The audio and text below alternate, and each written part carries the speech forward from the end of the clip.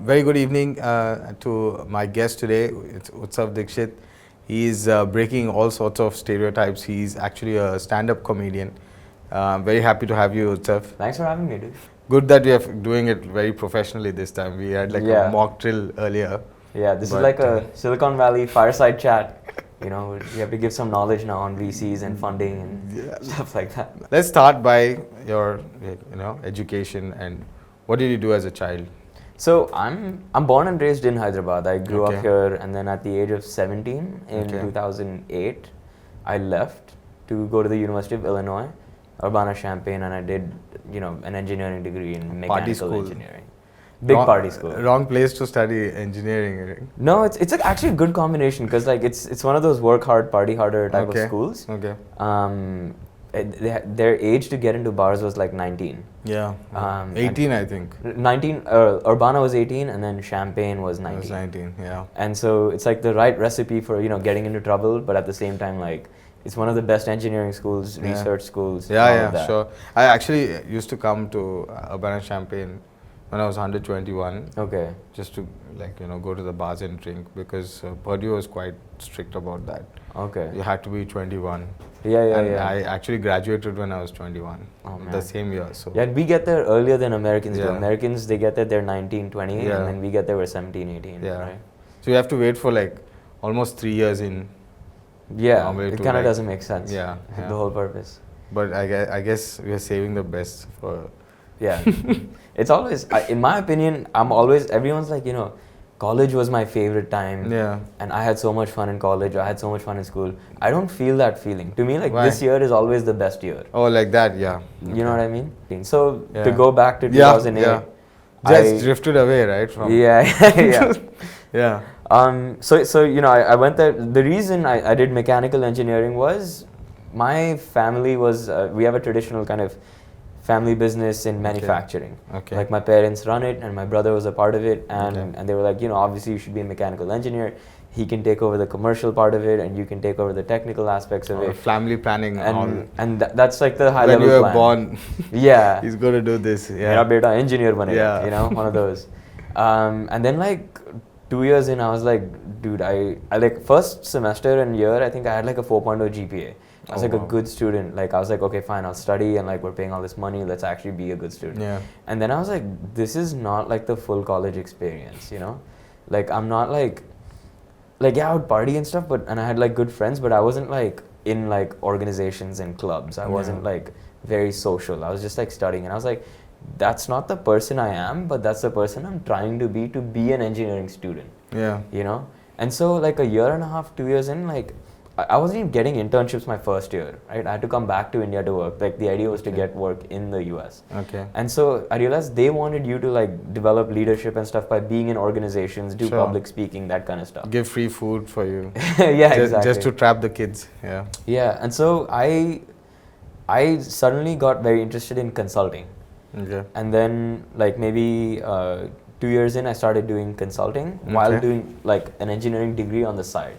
Okay. So engineering degree was like my like background, which is like I'm doing this for the family, I'm doing this for, just for paper. Yeah. But like in reality, I was like running a fraternity now of like 50 people and a social fraternity. And like I'm like just in all these clubs and I'm doing like Entrepreneurs Without Borders and like all these other things. And like I enjoyed the consulting world, like the glamour of like travel and all of that. Yeah. And then so I graduated and I got a consulting job. And then like the first year in, I was like flying first class and like traveling like to all these places in like suits and like all of that. And like after a year of doing that, you're like, okay, this is not glamorous anymore. You know what I mean? You're too much of it. Yeah. Yeah. It's just like whatever you think is amazing. Yeah. Like when you actually experience it, you're kind of dissatisfied and you want something different. Yeah. That's like the constant theme that I've had in the last 10 years in the US. I think that's with everyone, right? Until you start doing something continuously, even though you want it all your life, you get bored like maybe halfway in or something. Yeah, I think you have to find unique ways to make it meaningful or like a career that gives you something back that's changing. That's why a lot of people pursue entrepreneurship. That's why I do comedy now. Yeah. It's because there's infinite learning with that. Yeah. And so there's that. So I did that job and then moved out to San Francisco. Yeah. We're talking, now 2000. 14. Yeah. You know, after about 6 years in the US. So 4 years school, 2 years in Chicago. Okay. And then now I'm in San Francisco. And I started working at a dating app while working in my consulting company. Oh wow. Okay. So if you always notice, I'm always doing one main thing and one side thing. I always have 2 careers. Okay. Because there's no meaning in like just having like one career. So Yeah. like my whole time in the US also, I was like dipping my toes in multiple things. And then after that, I was like, okay, you know, I'm doing consulting, but if I wanted to like, you know, quit my job and start something new, I can't do that in the US. And so I called my dad and I was like, a couple nights I couldn't sleep. Yeah. And I was like, I have to move back to India. Like, this is the time, blah, blah, blah. There's all this information associated with why you want to come back to India to do something. Because in India, you can, you know, have your own company, you can do comedy, you can produce a show without getting deported. Right? And were you actually scared that you'll get deported? Well, no, just legally, right? You have to work for a company and okay, pursue the that green way. card dream. Because like my cousin, she was in LA at that time, Yeah. and she was like, people are doing random checks on, you know, visa validity and, you know, random stuff. I mean, I was in San Francisco, so they are a lot more liberal and democratic. This was in LA. What? Yeah. That's insane. Yeah. So she was like, I'm done with US. Yeah. She actually came back. Really? She wasn't deported, but she made a conscious call saying that I'm done with this shit. I created a new hashtag. I said deportation is a choice. I guess so now. Yeah. So then you thought India was better for you? Yeah. So like February of 2018. Now I'm 10 years in. You know, I'm working this like green card dream. I think it gets too much too, right? 10 years is a very long time away from home in terms of post college, doing a job and all that. I was never homesick. Like my personality is like I make wherever I am, like whatever city I'm in, I make that fun. Okay. Like even Hyderabad, a lot of people like when I came back, they're like, dude, Hyderabad's not fun. It's like, no, Hyderabad is a city that you can make it what you want it to be. Yeah. And I just genuinely feel that way just because like consulting and comedy also, like it takes you to all these random places that aren't supposed to be fun, but you have to make it fun. And so like even in companies, I never was like, what about the culture of this company? I was like, if that culture doesn't exist, we have to create that culture. Something. So that's just, you know, my mentality. Do you find funny things in like day-to-day, you know, life? Yeah, sure. So I find funny things in like, so funny comes from everything else that's not funny to me. Okay. Like when I just moved back to India, right? I was driving a lot in India. Okay. And I noticed like every time I'm reversing, there's like 2 scooters will always go behind your car and 3 pedestrians will make you ram the brakes randomly, And so that's like really annoying, right? So from something like that, you can take that annoying experience, work it out into a joke format. Okay. And then if other people feel that way, then it becomes funny. You know what I mean? So comedy actually comes from like pain and tragedy and taking a non-funny incident and making it funny. With some like of it, a good amount of emotion in it, right? Yeah, like that's why like you see like the thing that like comics talk about the most, in my opinion, is relationships. Because relationships have so much tragic. You know, there's so much emotion in it, right? Everything with emotion, like fighting and yelling and this and that, all that comes together, and then people make relationship jokes, and then couples are the ones laughing at that because it's so true. What kind of people come for, come to the comic clubs? There's no target audience. It's just usually it's 18 and over. Okay. But I've done rooms with like old people in them, just old people, like 60-year-old like Russian people.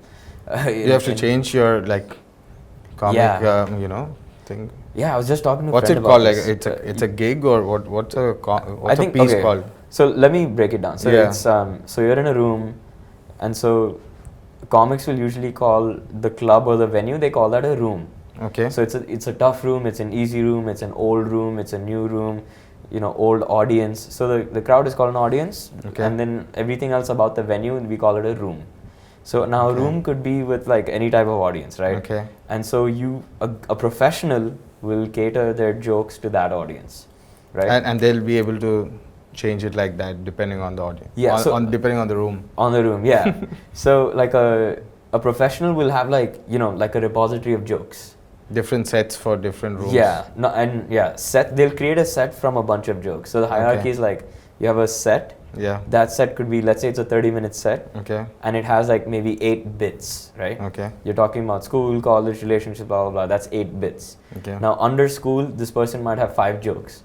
first standard what happened, third Yeah. standard what happened, whatever. It's usually not that linear.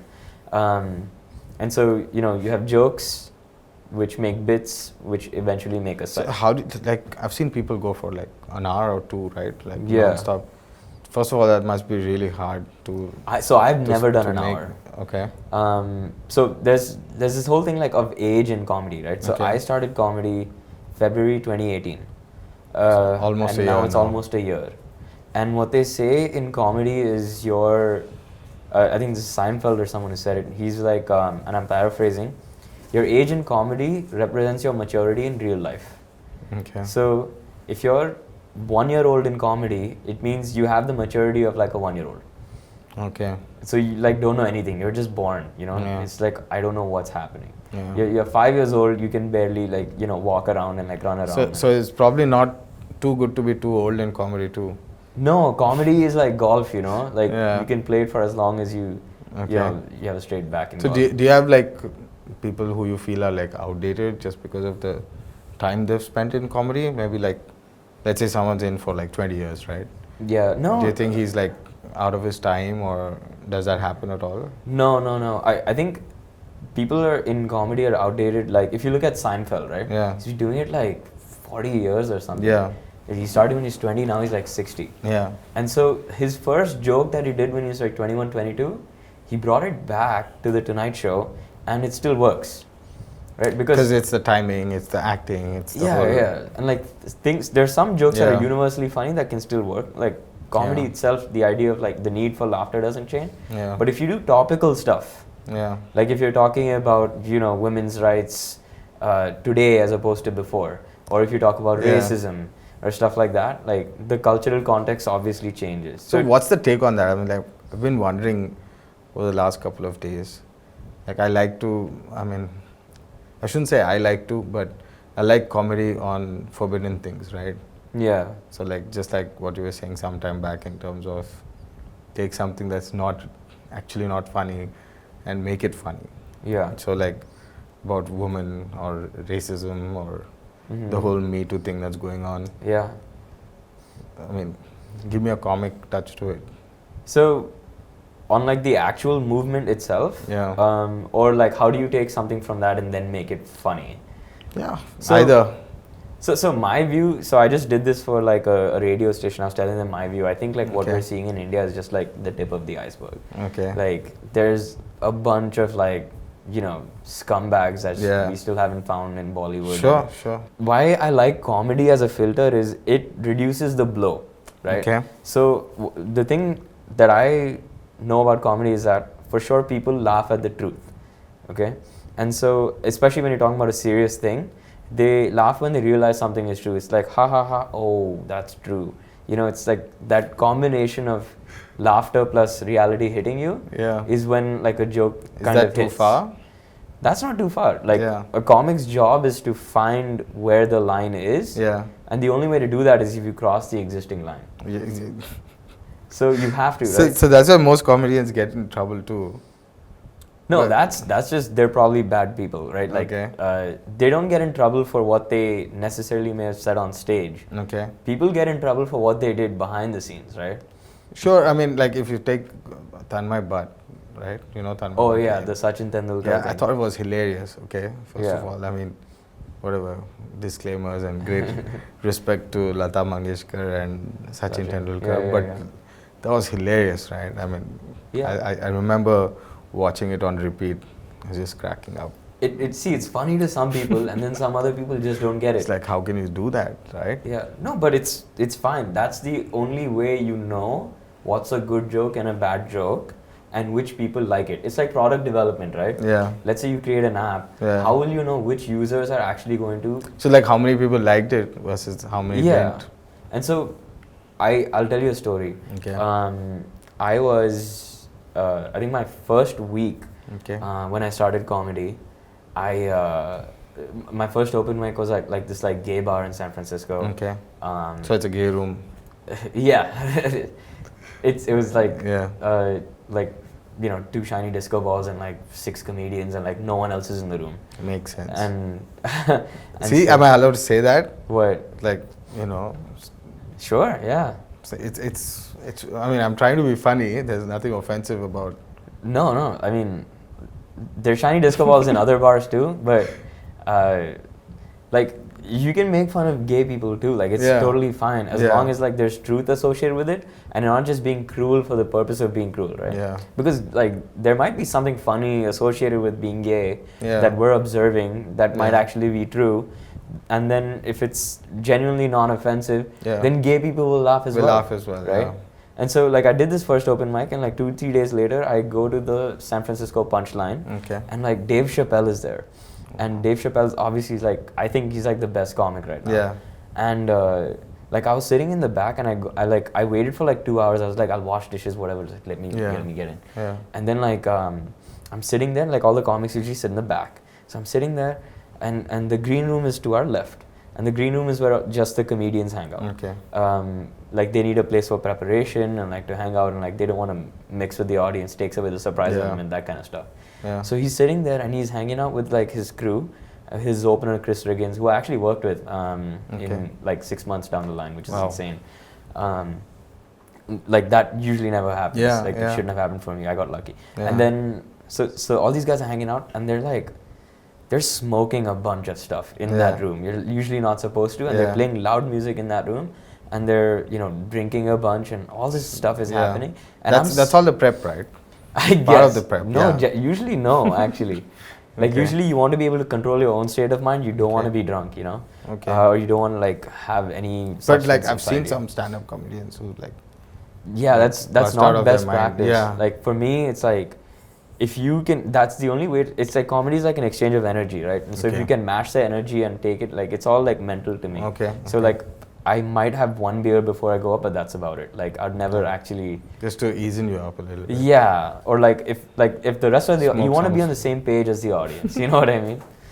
And so all these guys are in this room. Yeah. And then like a big huge body like brushes past me, and I'm like the chair right next to the green room. Okay. And this some guy goes, "Excuse me," and it's Dave Chappelle, and he's like, brushes, I gotta go upstairs, and he just like goes in and he goes up and he delivers. He's just sitting down. He smokes like 4 packs of cigarettes. Okay. On stage, he's buying everyone tequila. He's hanging out, but like he's been doing it for 30 years, and at the end of it, he's like, I know there's young comics in the back. You have a responsibility to speak recklessly. Yeah. Because that's how you'll find the line that you can and cannot cross. Yeah. Because comedy is a social adhesive, right? Yeah. Like a comedy club is what? It's like everyone's kind of like bedroom all coming together and sharing the same thoughts. Yeah. The only way you can do that is if everyone listens to something reckless at the same time. Yeah. So if you look at like Russell Peters, right? Yeah. He says a lot of quote unquote offensive shit. Yeah. He started doing that like, I don't know, like 80s, 90s or whatever. Sure. And he still does that now. And whichever, race or cultural group he's hitting now, they laugh the most. Yeah. So because they know it's true. Exactly. But and the way he says it is funny, so it just works. And so comedy is a great filter to get the truth out. Yeah. Without having to be politically correct, and at the same time like getting people together. So I always wondered like, how come he didn't get into any trouble, right? Like he went like. I would say that he crossed like. He did cross lines, but he doesn't get into trouble because, and I've seen a lot of documentaries and studied his work a lot. Like I've seen him live, like I've seen him, like I just watched hours and hours of Netflix of the same clip over and over again, right? Just to see his delivery. To see his delivery and stuff. And apparently he doesn't even write. He just kind of remembers bits and so how do you do that, right? Like so for an hour long, how do you? So it's incremental. So you start with your first 5 minutes. Sure. Then you go to 7. Then you go to 10. Then you go to 12. But how do you get the cues or the where to jump next?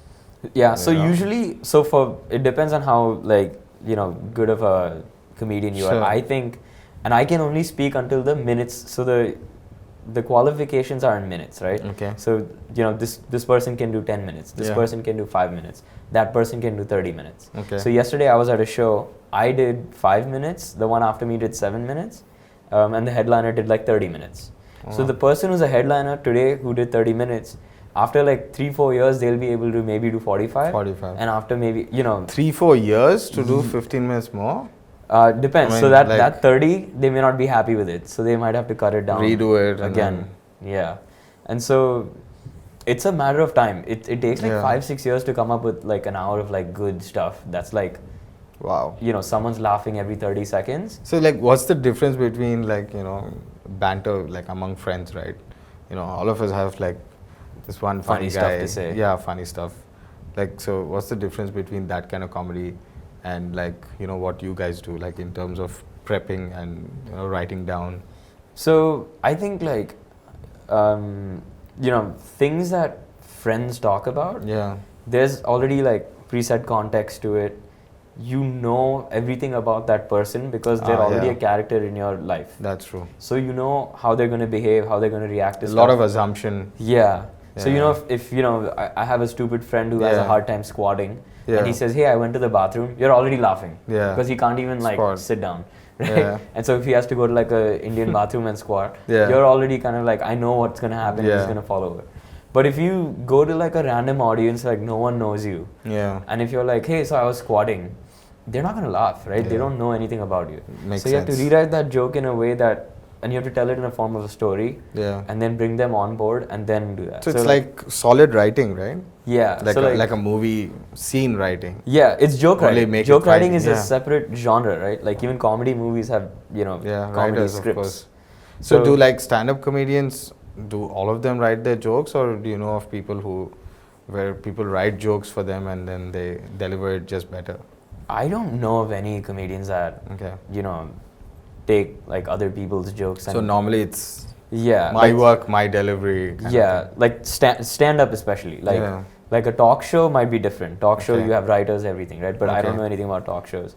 Yeah. Stand up you have to be the, you know, writer, director, Everything. everything. Everything. Rewrite, edit, everything. Yeah, It's like, if you want to be a stand-up, you have to be able to do everything. You have to learn how to set up a mic.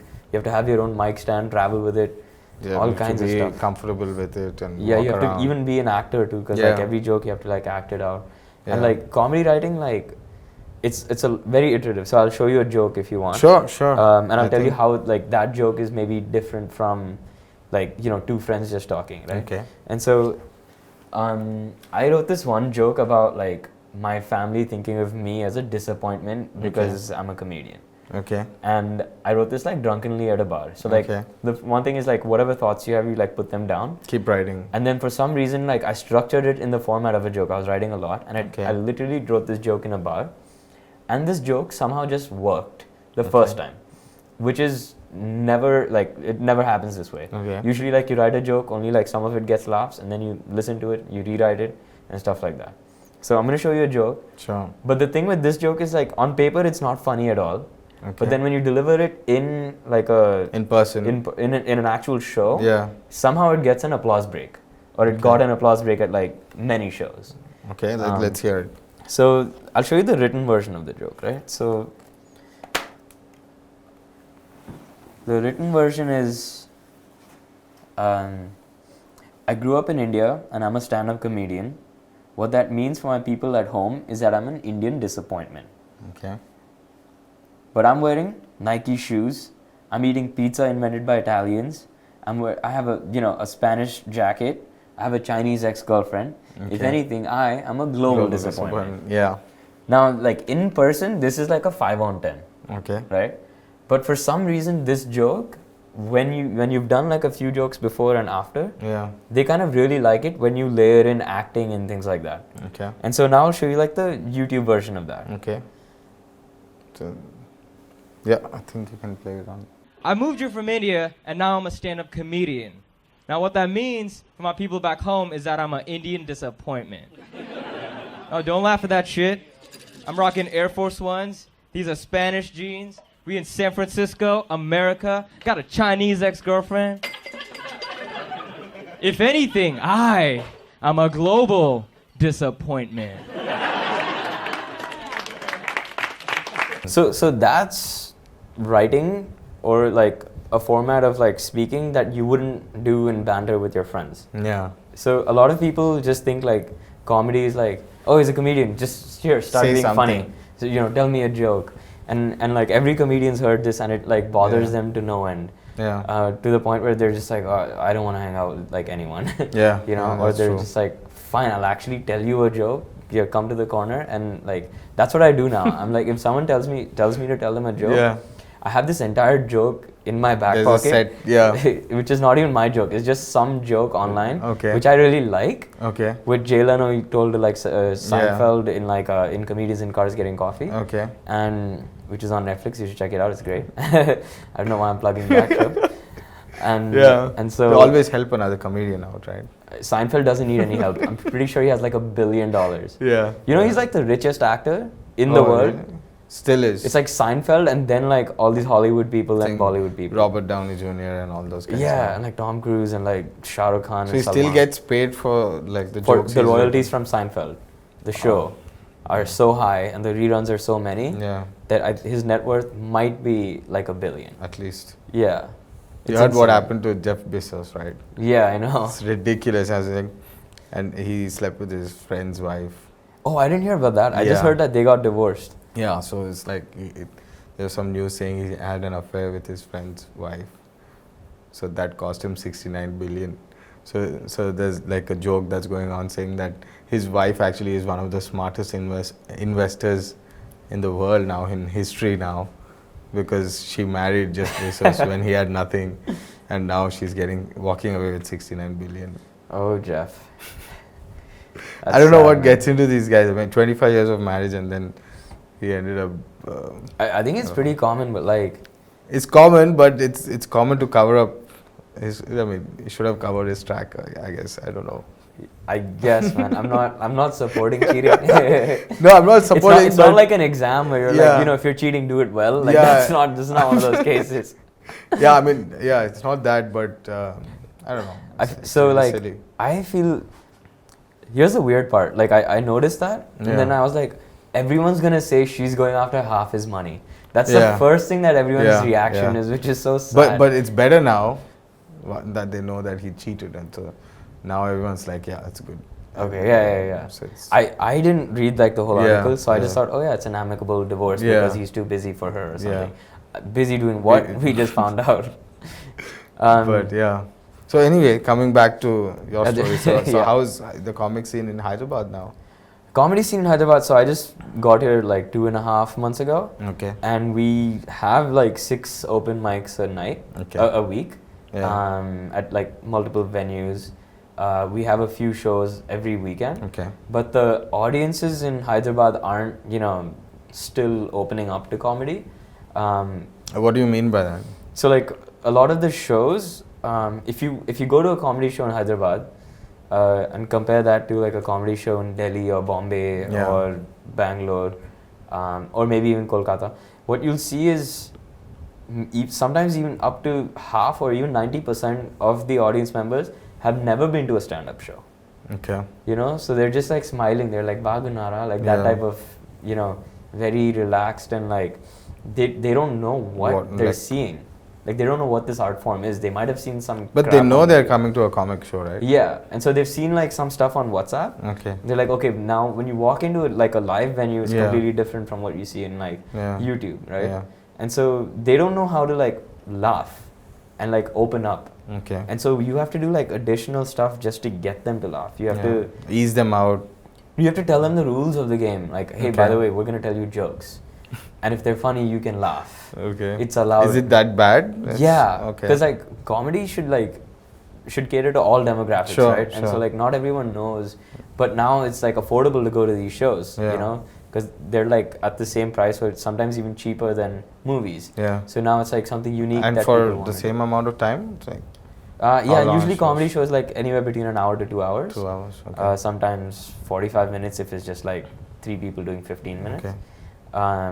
And so Hyderabad scene it's being built, but you can't just blame the audience. I think someone has to take the audience, bring them along and make them aware of it. Yeah. And that's the responsibility of the comedian. So one of the other roles of comedians is to also, in my opinion, be good producers. Okay. And so I'm planning on like producing shows as well. Oh. And so when you produce good shows, you can build the culture. right? Oh, And that's so we nice. used to have like a really strong producer Okay. at Hyderabads Comedy Club. Unfortunately, they left, Okay. and they're in a different country now. Mm-hmm. At that time, the whole culture of the city was changing, right? So you Mhm. need like very strong producers that are focused on sales and marketing and getting Build the people vibe. out there Yeah. to come across multiple demographics, right? Nice. Because it's you want to hit like the middle class, you also want to get like rich people, you also want to get lower, like, so you want to hit everyone Sure. and you want to get them all. And So, but that's so hard. what are you trying to do? I'm in conversation with 2 venues right now, Okay. and I want to do like a show. The problem is, and I think I have an idea of what the solution is. The Okay. problem is getting a liquor license and getting a house and a plot and all that for the traditional comedy club. Okay. The numbers don't work out because it's like How are you the- going to drive so many people, right? yeah, and just profitability, right? At the Yeah. end of the day, like it's No, but not you could always tie up with an existing. exactly. I think Hard Cup or someone. Yeah. They do regular comic shows. Right? Hard Cup does. Yeah.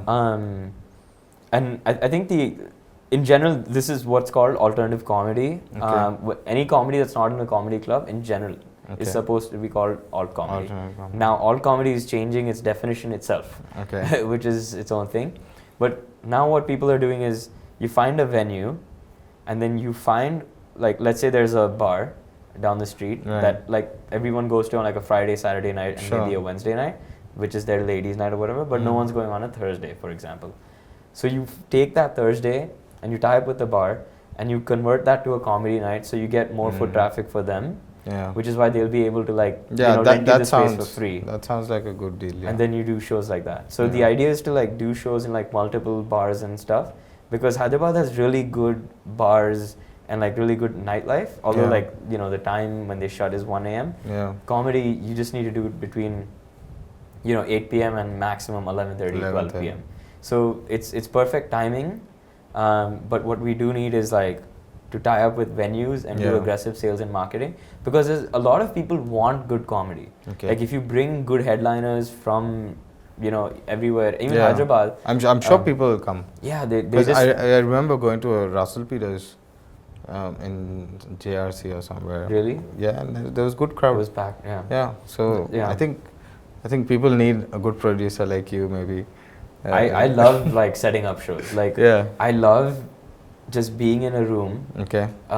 and thinking about how I would set up the stage, Okay. how I would set up like those round tables with like the red candles Yeah. and the low ceilings and the chairs, where I would put a family, where I would Okay. put a couple, where I would put 2 guys, where I Yeah. would put a bachelor party. Yeah. The idea of filling that room up and that stuff, I love that stuff. I think setting up every venue, Yeah. for them it's a no-brainer, right? So Yeah. for 10 Downing Street, like Tuesday night is bad for them because for Okay. some reason Tuesday nights aren't promoted. A lot of people don't Is come. it ladies' night Tuesday night? Not in Kondapur. Not there. Okay. And so and at Fat Pigeon that night is Thursday, the dead night. Okay. So now they can tie up with the producer and like split the cover charge Sure, and like give it sure. for free rent. And like the producer usually does all the sales, marketing, Gets the comedians. gets the comedians on board, gives like time to each comedian, assigns a host, runs the light. Sure. There's this entire set of processes you have to do, and I love doing that stuff too. So like even though I didn't have my own room in SF Okay. or in the US, like I always used to show up like early Okay. and help the producer set up. Oh, how nice. And then you really like understand the room and like Right. the right. energy in it and stuff like that. So it's like not just the comic part, but like the Yeah, whole game. Yeah. Yeah, because I still do that now. Like every Okay. time. So one of the other things I do is like I MC Indian weddings. So I'll Oh. go to like Sangeets and I MC them, Okay. and I'll Throw just in like, a joke or two. I'll open up with like an opening set Yeah. of like 5 minutes, Okay. and then like I'll bring in like the performers and stuff Okay. like that. Now to do that, just to be an MC, you're actually the master of ceremony, right? Yeah. So you have to get to the venue an hour and a half before, do sound check, do some set prep. up like usually like the whole area is like messed up because all the So chairs everyone's are still not- working. Yeah, Yeah. like Indian families don't know how to actually set up a room that's intimate for like dancing and like singing and stuff Yeah, like that. yeah. They just do what It's looks very good on open. social media, Yeah. right? Or like the wedding planner. Unfortunately. Yeah, there needs to be a role in all Indian families Yeah. which is called at the time of a wedding, which is called Sangeet coordinator. Sangeet That coordinator. person's job is to produce the Sangeet because social media has made Sangeet a show now. Yeah. Yeah. You know. That's true. That's true. So I love producing stuff, and Yeah. I mean, my dream would be to one day, moving back, like I have this vision of one day making like 1 billion people laugh, because you can educate a lot of India through comedy and talk about like, even especially in the rural areas, you can take regional comedy and talk about like, things relevant stuff. Yeah, through the filter of comedy, so that they're not defensive, so that they're laughing and they're like, haha, oh, and that's true. the awareness increases at the same time. So I want to own a comedy club at some day. Very nice. When the business model makes sense, of course. Very nice. And that would be a dream. In addition to being able to do an hour. Today I'm at like 10-15 minutes and that's about it. But it takes time and patience, and the only thing is you never quit. Yeah, absolutely. So great, Utsav, thank you so much for coming, and I really hope that I see you as a producer soon. Absolutely. And we'll do this again at your space, at your club. Yes. Pretty soon. Hopefully. So congratulations and Thank all you. the best for coming. Thanks.